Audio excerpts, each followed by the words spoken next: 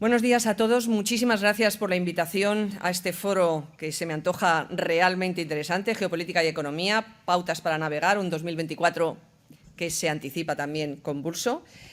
Y muchas gracias al Confidencial, muchas gracias a su director, Nacho, muchísimas gracias, y muchas gracias a PIMCO por colaborar en la organización de este evento tan relevante.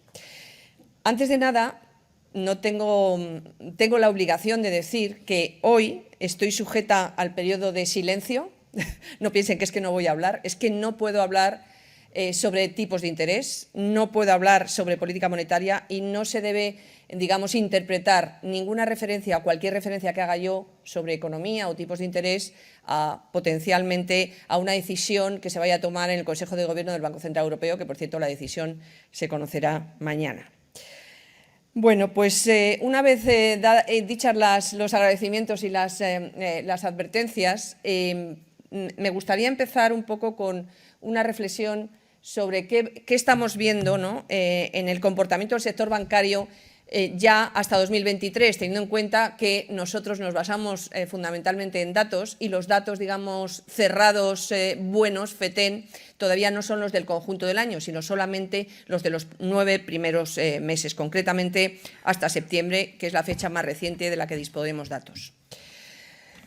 Bueno, pues teniendo en cuenta el entorno geopolítico tan convulso que se ha vivido en 2023 y las incertidumbres propias a las que estos tiempos nos tienen acostumbrados, pues la actividad bancaria europea en general y la española en particular se ha caracterizado, en mi opinión, por tres elementos fundamentales.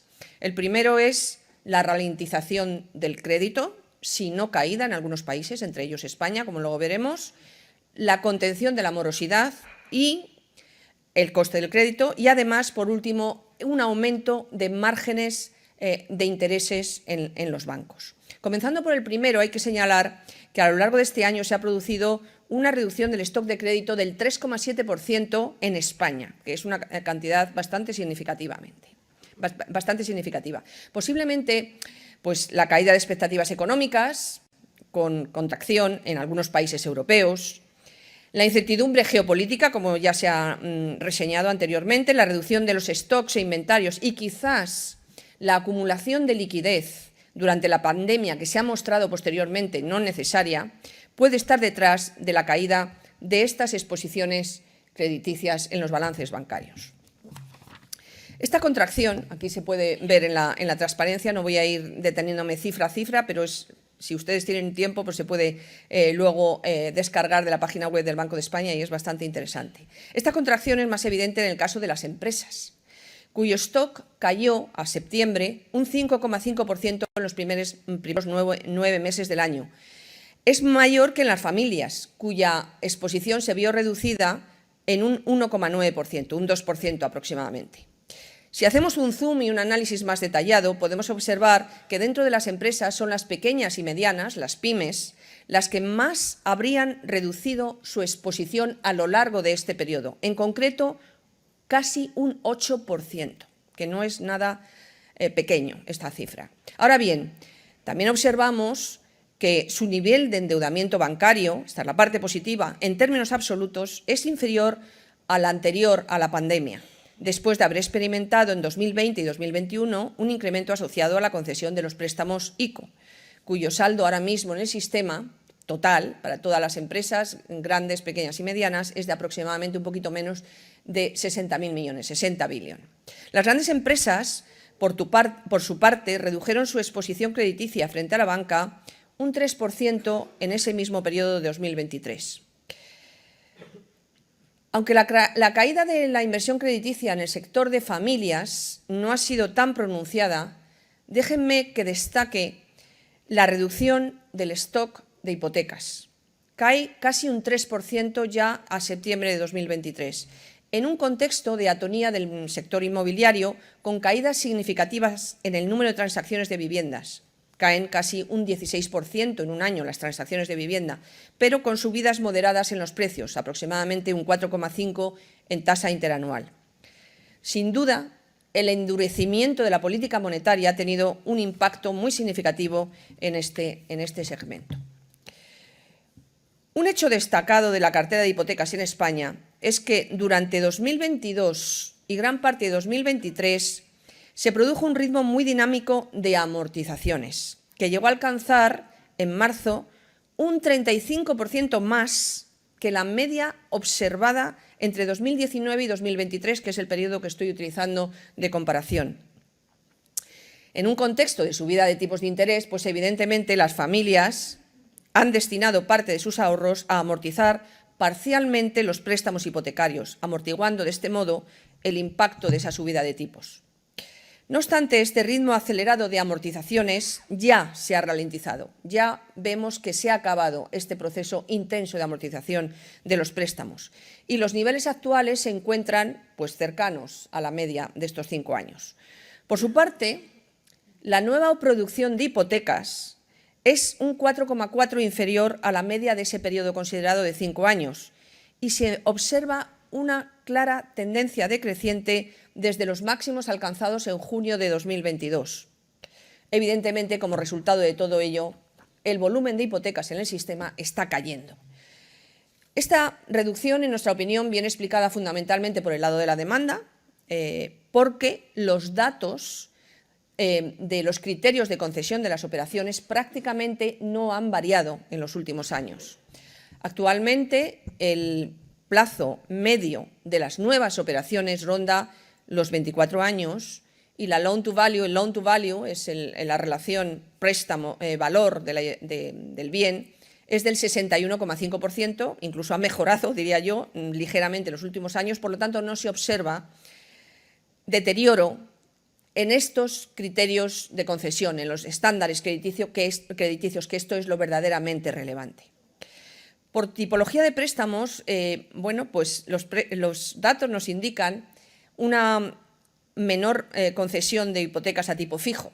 Lógicamente, en el tercer trimestre del año supusieron el 63% de la nueva producción, que no es una cifra menor, pero compara peor frente al 80% de la media del periodo entre julio del 21 y diciembre del 22. Evidentemente, sin duda, las expectativas de los agentes sobre la evolución de los tipos de interés está jugando un papel muy relevante aquí. He tratado de explicar un fenómeno muy puntual, centrándome en datos de los últimos 5 años, pero que se está viendo que se consolida a lo largo de estos últimos 10-12 años, y es el proceso de desapalancamiento de empresas y familias. Este proceso de desapalancamiento se ve confirmado en términos relativos, ya que desde diciembre de 2019 la deuda consolidada de las sociedades financieras, de las empresas, ha pasado de un 72% del Producto Interior Bruto al 65%. Y en el caso de las familias, de los hogares, de un 57% aproximadamente a un 48% del Producto Interior Bruto. Es decir, que el proceso de desapalancamiento, reducción de las cargas financieras de las empresas y de las familias se está produciendo y todavía sigue produciéndose. El sector financiero español sigue desapalancándose principalmente por las familias, pero también bastante por las empresas. El segundo de los elementos que destacaría en el análisis de este año pasado es la estabilidad de la calidad de la cartera crediticia, aunque ya pueden observarse indicios de cambio de tendencia, todavía pendientes de confirmar, pero ya estamos observando esos indicios de cambio de tendencia.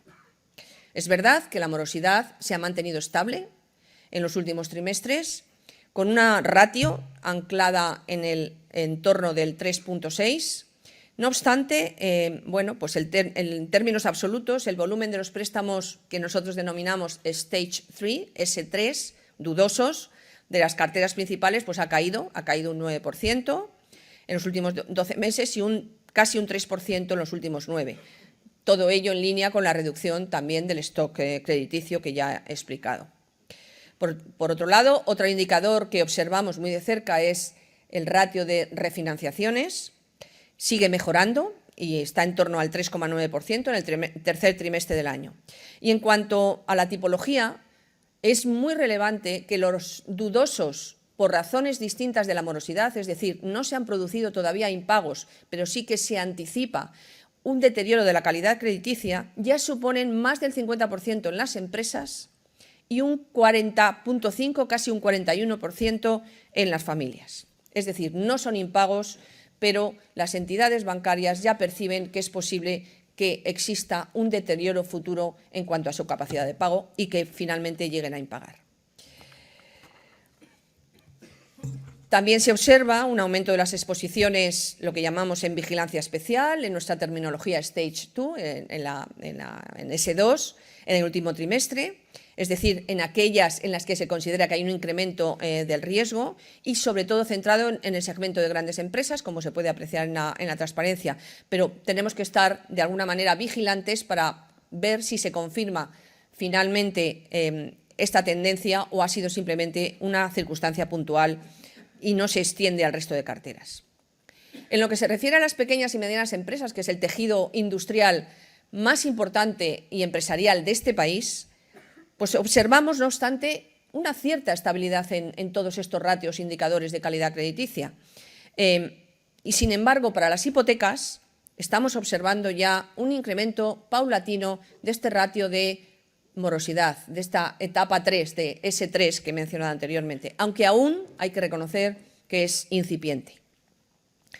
Hay que recordar que en base a la experiencia histórica se puede demostrar que la morosidad tarda en aparecer entre 12 y 18 meses una vez que se produce el shock en el segmento hipotecario. Luego, estamos todavía en ese periodo en el que se puede estar acumulando una balsa de morosidad.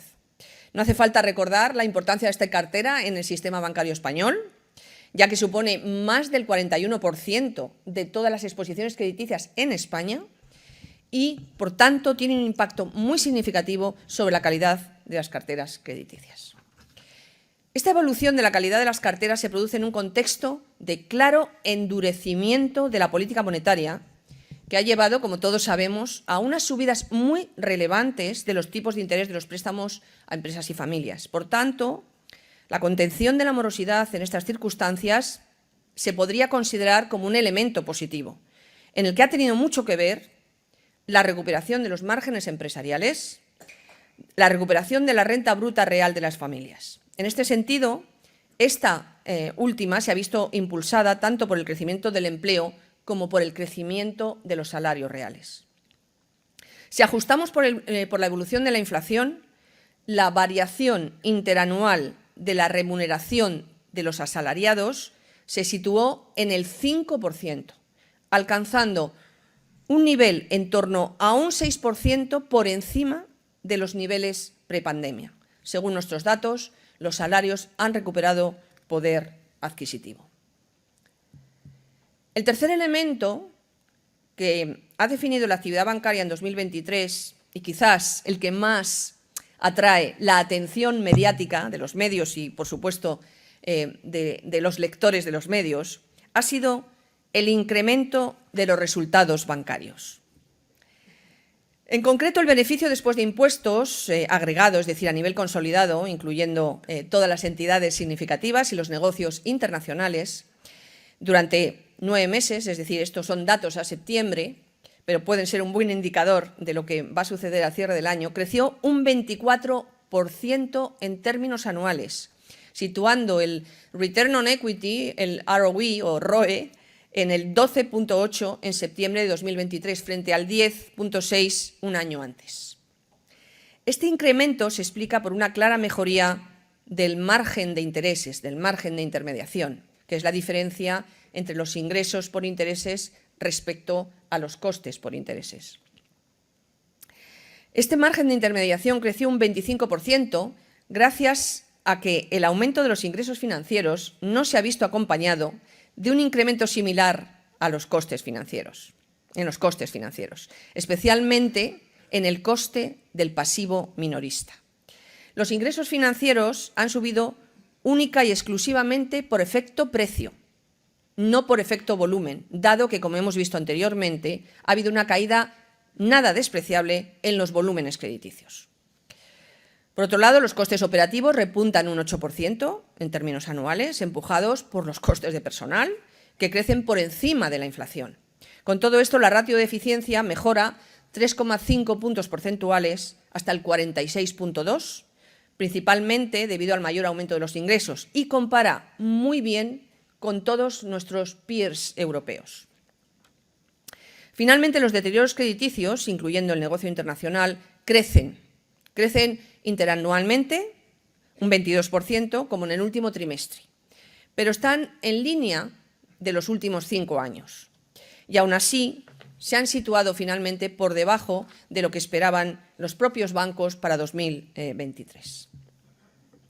Esta gráfica, que desde lejos igual no se aprecia, pero realmente les animo a que la miren y la chequen en la página web, muestra esta mejora de resultados. Esos son las 108 entidades significativas con las que nos comparamos en Europa, en la zona euro. Las barras rojigualdas son las entidades significativas españolas, y arriba en el recuadro está la comparación España, Alemania, Francia, Italia y Holanda, y la media de la zona euro. Es bastante significativa y trata de medir el Return on Equity, el ROE, y el comportamiento de las entidades en 2023. Por lo tanto, este buen comportamiento ha hecho que las entidades significativas españolas en 2023, su ROE sea superior a la media del SSM, a la media de la zona euro, y también superior a la mayoría de los grandes países, con la única excepción de Italia. Y este zoom se refiere también a la mejora de resultados y a la mejora del margen de intereses. Compara las hipotecas tipo fijo, tipo variable, cómo han ido evolucionando, los tipos de interés y el coste de los depósitos.